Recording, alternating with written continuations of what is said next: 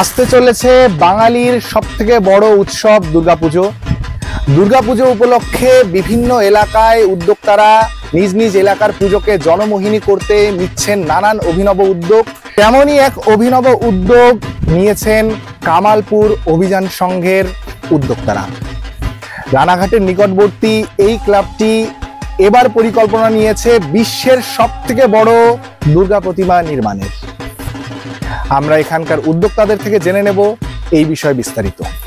নমস্কার দাদা, আপনার পরিচয়টা? আমি সুজয় বিশ্বাস, কামালপুর অভিযান সংঘের পক্ষ থেকে বলছি। আচ্ছা দাদা, আপনাদের এই যে অভিনব উদ্যোগ, এই উদ্যোগের পরিকল্পনা আপনাদের মাথায় কিভাবে আসে? এই ধরুন, দুর্গাপুজো তো বাঙালির শ্রেষ্ঠ উৎসব, এটা আমরা সবাই জানি। এবং বাংলা কিছুদিন আগে ইউনেস্কোর স্বীকৃতি পেয়েছে দুর্গাপুজো দিয়ে। তো সেইভাবে আমাদের একটা মাথায় আসে যে একটা বড় দুর্গা করবো। এবার বড় কত বড় হবে সেটা আমাদের চিন্তা ছিল না প্রথম। তারপরে আমরা বিভিন্ন জায়গায় ঘেটে দেখি যে বর্তমানে সব থেকে বড় রেকর্ডটা আসামে 100 ফুটের একটা রেকর্ড আছে। এছাড়া আমরা আরেকটা দেখলাম মরিশাসে একটা স্ট্যাচু আছে, সেটাও 108-এর আছে।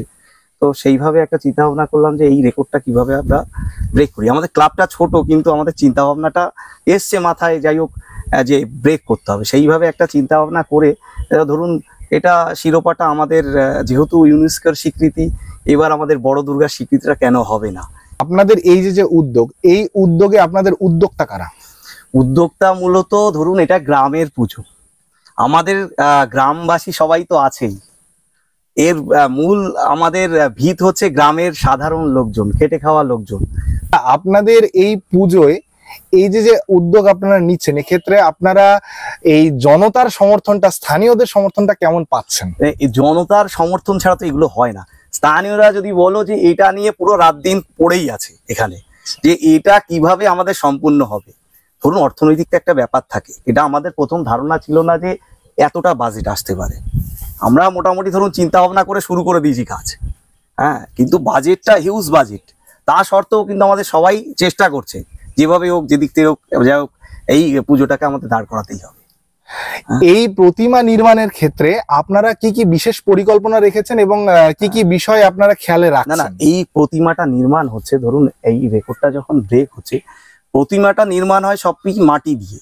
মাটি ছাড়া প্রতিমা নির্মাণ হয় না। মাটি দিয়ে প্রথম প্রতিমা নির্মাণ হচ্ছে, তারপরে দেখুন ওই ফাইবার কাস্টিং হচ্ছে, ফাইবারের ডাইস তৈরি হচ্ছে, তারপর ঠাকুরটা এই মোল্ড দিয়ে ফাইনালি ঠাকুরটা বেরোবে। মানে আমরা ঠাকুরটাকে 3টে প্রসেসে রেডি করছি।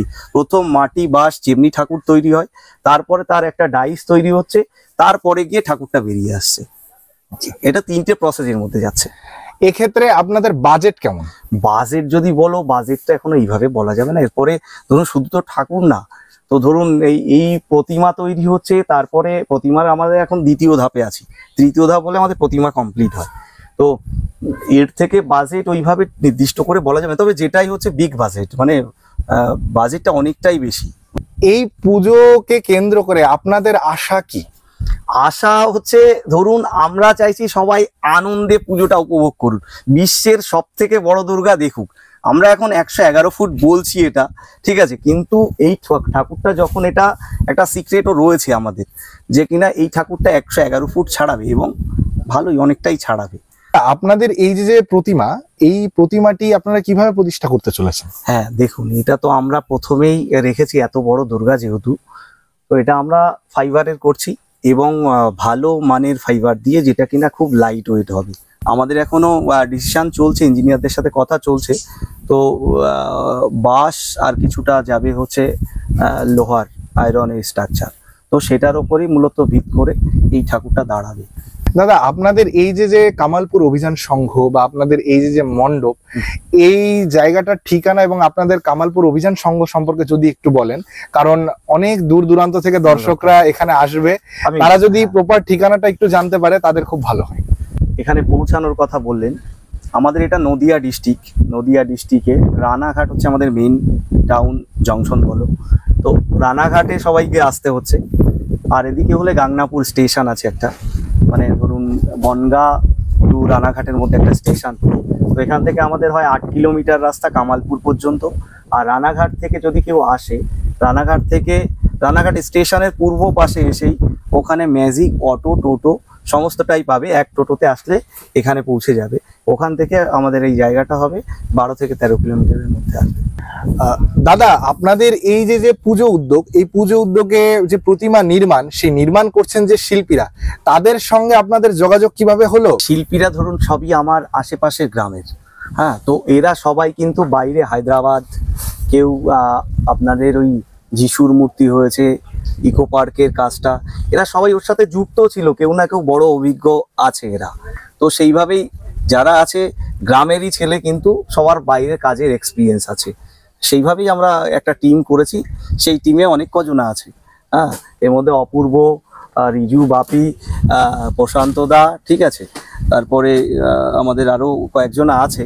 তো এইভাবে সবাই মিলে একটা টিম তৈরি করা হয়েছে, সেই টিমটা কাজ করছে। আপনাদের টিমকে আমাদের চ্যানেলের পক্ষ থেকে অঢেল শুভকামনা।